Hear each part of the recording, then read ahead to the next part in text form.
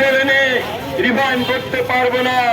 মেরুদণ্ডহীন সরকার হলে যা হয় তার পরিণতি আমাদের ভুগতে হচ্ছে।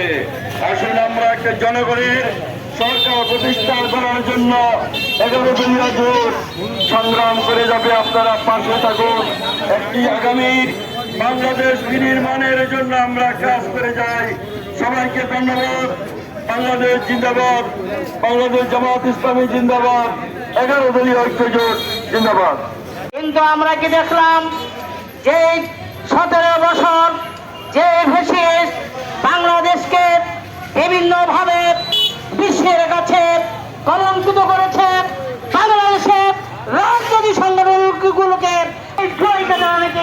অস্বীকার করবে, তাদের সাথে যারা প্রতারণা করবে জাতীয় প্রতারণাকে বরদাস্ত করবে না।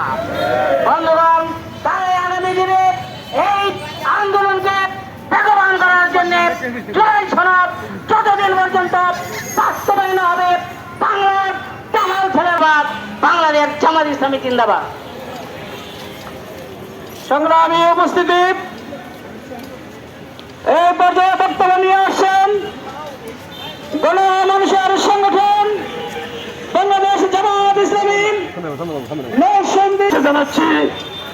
আজ অত্যন্ত দুঃখ